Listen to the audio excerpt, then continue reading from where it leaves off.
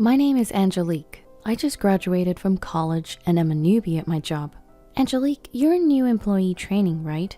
Kinda like orientation? On my day off, my best friend, who I've known since kindergarten all the way through high school, asked me with curiosity. We went to the same college but were different majors. She continued on to grad school, so she's interested in my working adult life. You won't believe it. We start with a morning run every day. They say it's part of building our stamina. What? Really? Everyone? It seems she got a first taste of the toughness of working life. Well, unless there's a particular reason, everyone up to their second year has to participate. Those with 3 years or more are free, but I think about half of the entire company still does it. The other half are doing things like crosswords or brain training exercises. Whoa, interesting. I totally skipped the exercise part though. She chuckled in a peculiar way. Our company motto is also unique. It's something like, always be healthy, work hard, play hard, and live a long, active life. So for the first 30 minutes after starting work, we have time for physical and mental exercises. That is really unique. Not that I, who's not even a working adult yet, should say anything. I can interact with people from all ages and departments. It feels like an extension of a club or group in school. It's fun. I really do love the company I've joined. But don't you seem kind of tired? You're really observant. I was taken aback by my best friend's sharp observation. Yes, overall the atmosphere at the company is okay, but there is one, if not the only colossal obstacle. A supremely arrogant individual stands in my way. You want to quit? Oh, I see, just as I thought. You lack determination. The woman who is my manager is complaining bitterly with a deep sigh on a call with a part-timer who has been absent for a few days. Her loud voice, meant to be heard, seems to be filled with malice, pushing the other person into a corner. The manager, who is whispered as the queen of damaging sighs, has the destructive power to completely demoralize the person on the receiving end of her sighs. She's like, I'm taking a break, and then all of a sudden doesn't show up for days, neglecting her duties, and now she says she's quitting. How carefree. Just because she's part-time doesn't mean I'll let her get away with this. I'll push her to the very end. This goes beyond sarcasm. It's downright terrifying. The last day the part-timer came in, I noticed her body stiffen, tears welling up in her eyes. What's wrong? Are you okay? She had been scolded by the manager again. She was trembling as she spoke. It must have taken a lot of courage for her to make this phone call. Since the manager has no choice but to accept her resignation, it would be better to just let her go without any more sarcastic remarks. I found myself sighing instead. It's been about a month since I joined the company.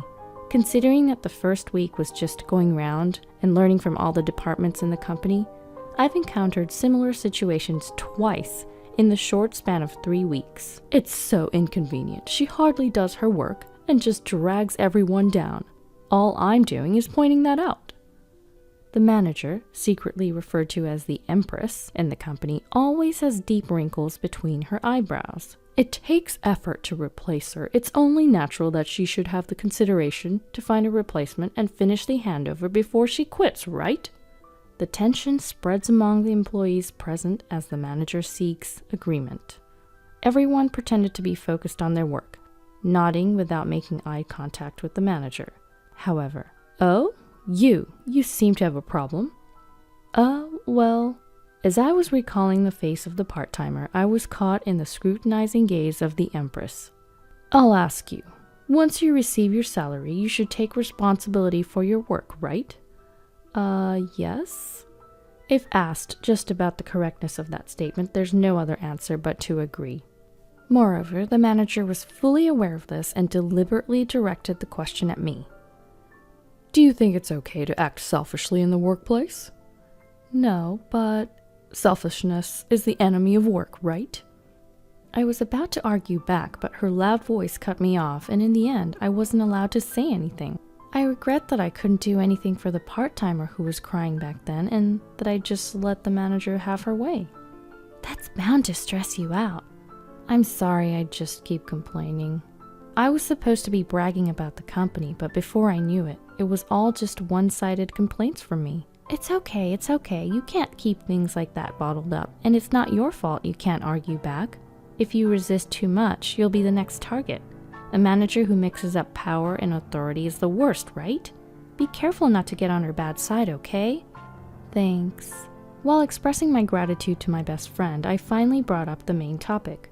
About the trip, I think I can cover the costs with my part-time job savings from college and my first paycheck. I'm thinking of taking my grandparents to the resort you told me about before. Do you think they'll be pleased? This was the real issue I wanted to discuss. She is well informed about traveling, having done so extensively with her family. Of course, the inn is one that even my picky grandmother was completely satisfied with. You can't go wrong.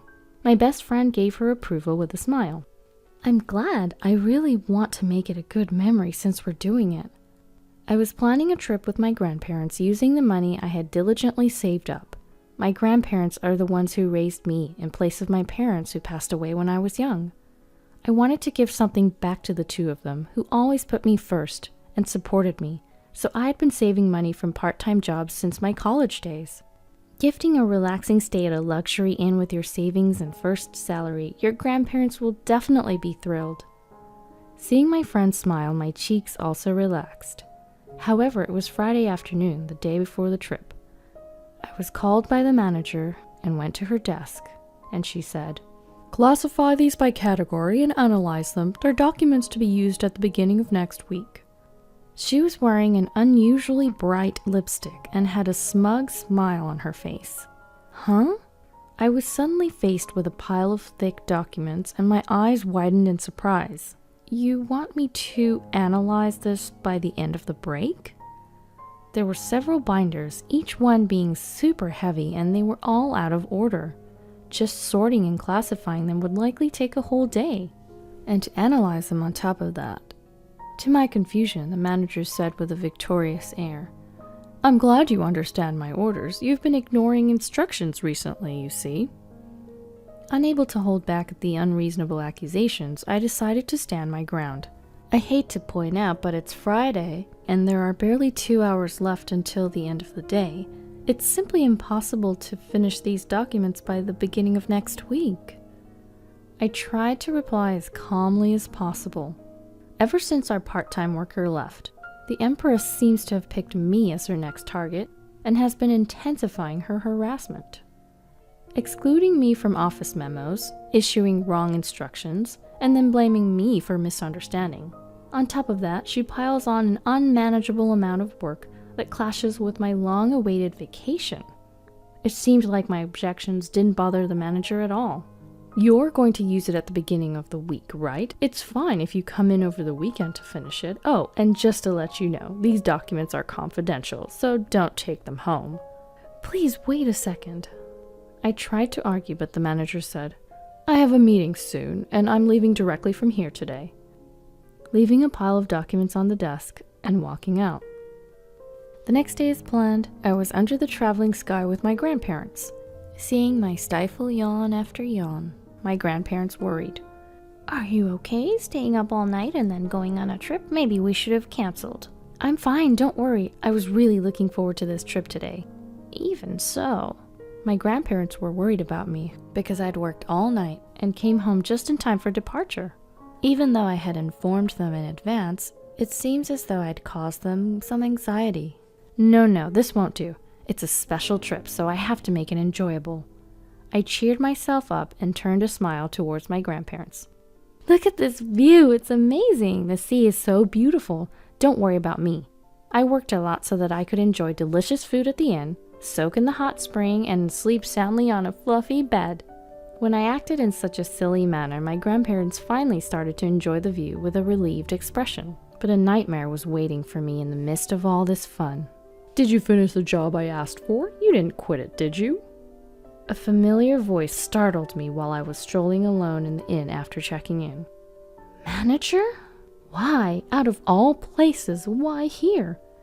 As if hearing my inner voice, the manager snorted and laughed. "Ha, I ruined your weekend to teach you a lesson. I thought it was unlikely, but as I thought, you ignored my instructions, didn't you?" The manager's words clung to me like a curse, and I was hit with a severe bout of dizziness. So you deliberately assigned me an unreasonable task to coincide with my vacation? The thought of being given work to ruin my vacation made me seethe with anger. But how did you know about my plans? I knew the manager had sharp ears, but this was astonishing. You were chattering away during break time.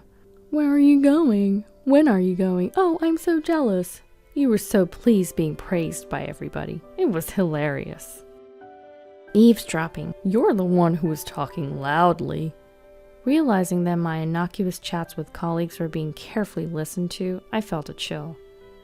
Besides, I'm surprised. This inn is too good for you. Excuse me? As I tilted my head in confusion, the manager did her typical, Huh? You don't get it. It's an eyesore to see commoners wandering around. Look, there's a rundown inn next door that's more your style. I don't understand what you mean. I know you find me an eyesore, but the rest's just insults and harassment, right? Just when my anger was about to boil over, that's when it happened. Is that what this is about? A voice of support came from behind me. Grandpa and Grandma too. My grandparents, whom I thought were drinking tea in the room, were standing behind me. Judging from their expressions, they must have heard almost all of my conversation with the manager.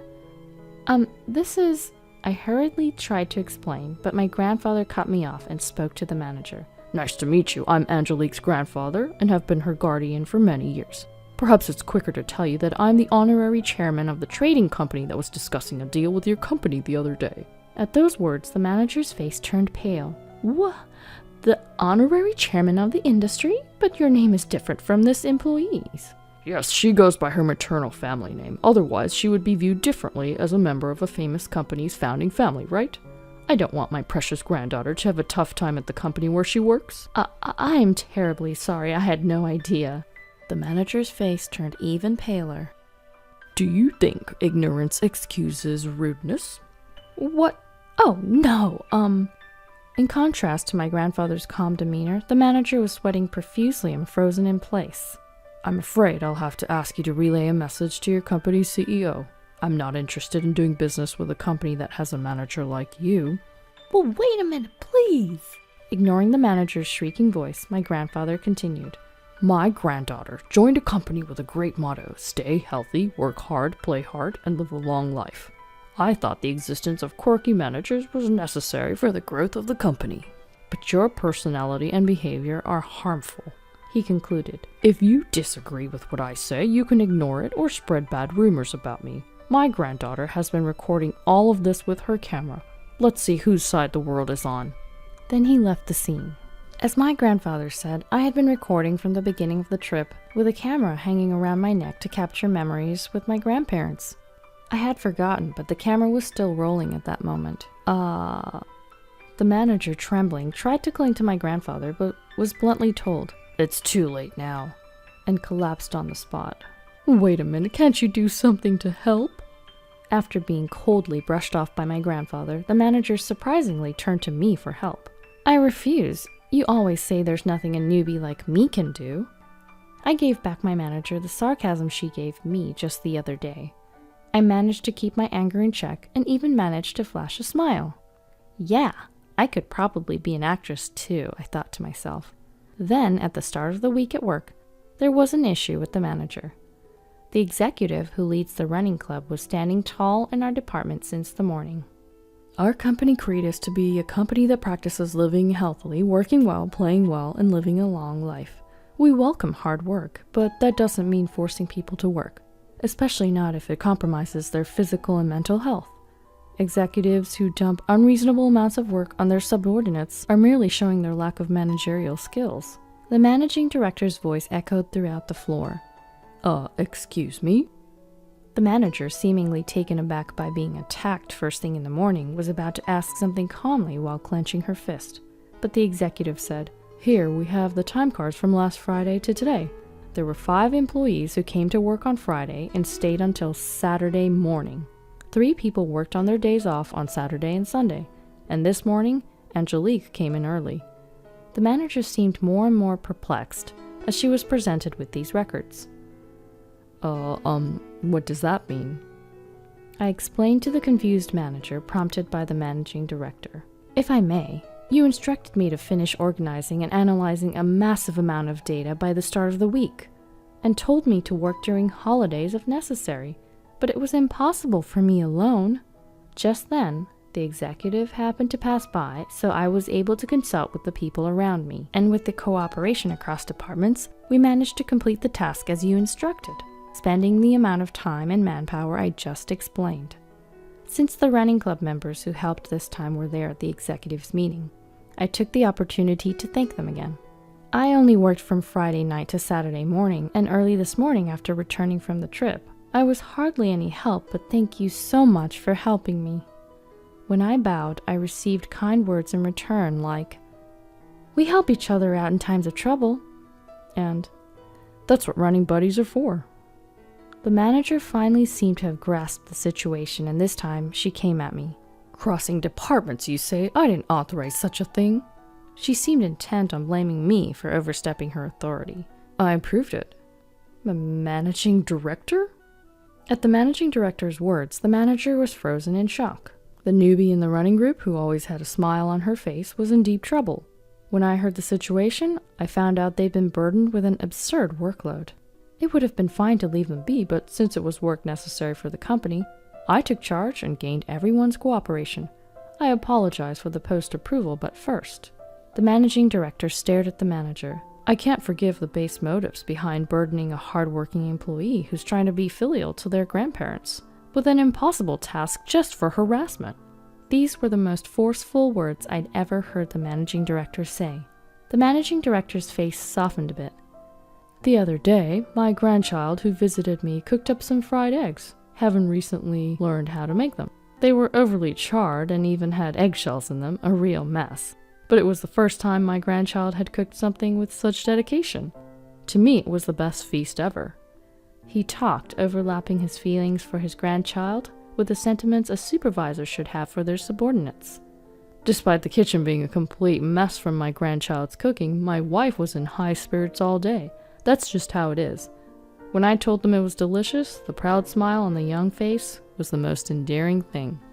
The managing director's unexpected story brought tears to the employees' eyes as they shared memories of their own grandparents. "I still can't forget the taste of the rice porridge my grandma made me when I was sick. And the Band-Aid my grandpa put on me saying, 'Pain, pain, go away,' seemed to heal me faster." While almost bursting out laughing at the managing director's doting grandparent stories, I felt a lump in my throat, wondering if a present for their grandparents could elicit such an emotional response.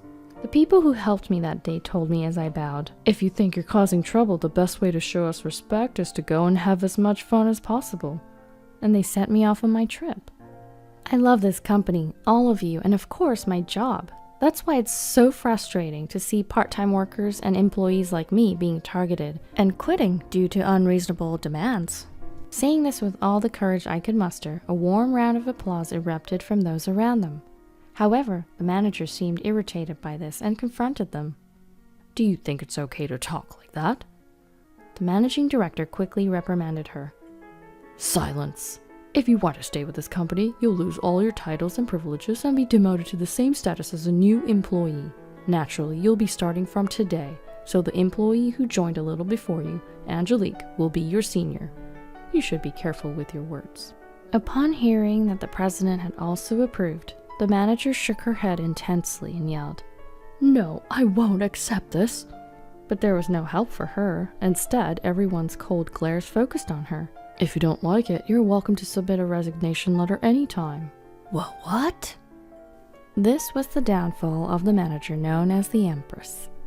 Afterwards, she was literally demoted to a rank-and-file employee.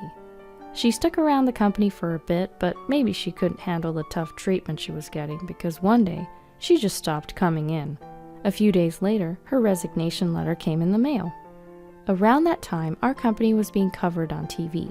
The show, titled Morning Exercise Bonds Beyond Titles, was aired, and they even talked about me and my grandparents. I heard later that the viewers loved our company rule: don't tolerate unfairness. The unjust female manager remained anonymous, but the clients clearly knew who she was. Rumor is that she doesn't stand a chance of finding a job in the same industry again. Meanwhile, our company was able to do business with my grandfather's company without any problem. Working with relatives can be a bit embarrassing, but it also keeps me on my toes. Plus, I've become even more popular within the company due to my legendary showdown with the female manager.